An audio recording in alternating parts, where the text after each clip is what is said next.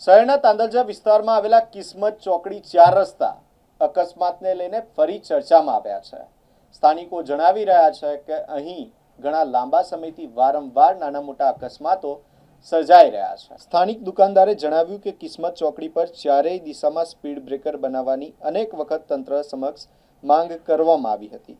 જો કે હાલ માત્ર 2 બાજુ સ્પીડ બ્રેકર બનાવવામાં આવ્યા છે, જ્યારે બાકીની 2 બાજુ હજી સુધી સ્પીડ બ્રેકર બનાવાયા નથી, જેના કારણે જ્યાં સ્પીડ બ્રેકર છે ત્યાંથી આવતા વાહનોની ગતિ ધીમી રહે છે, પરંતુ બીજી તરફથી આવતા વાહનો પૂરપાટ ઝડપે પસાર થતા હોવાથી અકસ્માતનું જોખમ સતત વધી રહ્યું છે।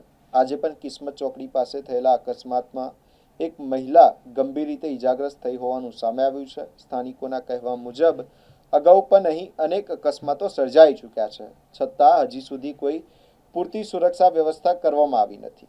વિસ્તારમાં હવે એક જ પ્રશ્ન ચર્ચાનો વિષય બન્યો છે કે જો ભવિષ્યમાં કોઈ ગંભીર અકસ્માતમાં નિર્દોષ વ્યક્તિનો જીવ જાય તો તેની જવાબદારી કોણ લેશે?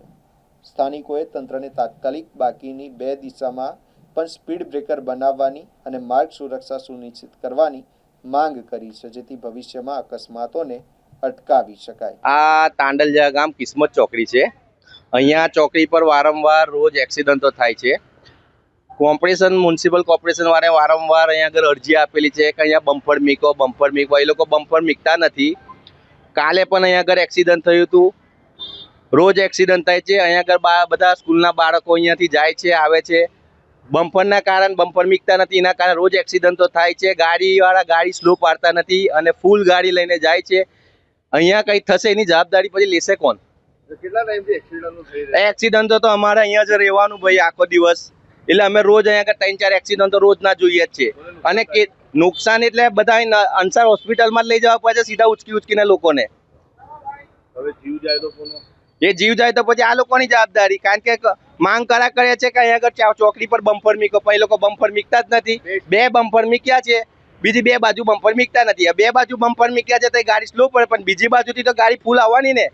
જેના લીધે અકસ્માત થાય છે। અરે વારંવાર અકસ્માતો થાય છે। કાલે બી એક બેનનું એક્સિડન્ટ થયું છે અહીંયા આગળ, એમને બી ઉચકીને રિક્ષામાં નાખીને અંસાર હોસ્પિટલમાં લઈ ગયા હતા।